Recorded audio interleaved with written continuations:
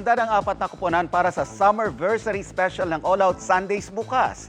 Ang mga pasabog daw na dapat abangan na alamin sa chika ni Athena Imperial.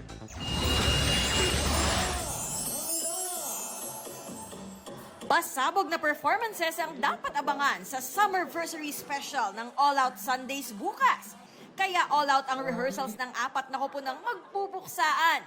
Dadalhin tayo ng grupo ni na Isabel Ortega at Julian San Jose sa islang mahilig sa musika at hitik sa likas na yaman. Kami, group of singers eh. So talagang nag-isip kami kung paano namin na bibigyan ng highlight yung kung ano yung mga kaya namin gawin. Mafe-feel mo talaga na mainit ang panahon ngayon and makakapag-escape kayo sa Isla Fantasia.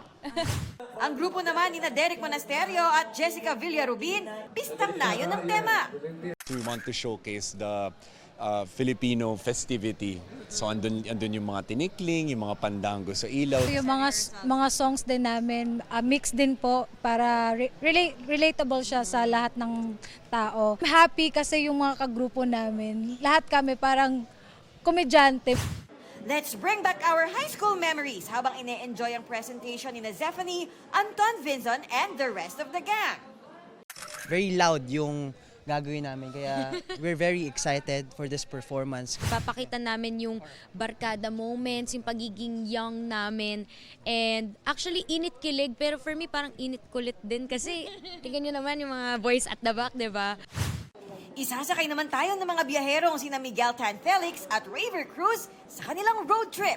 Ang masisiguro lang namin ay straight to the point at straight sa puso yung gagawin namin. I'm sure mamamove kayo dito sa gagawin namin. So, excited na kami.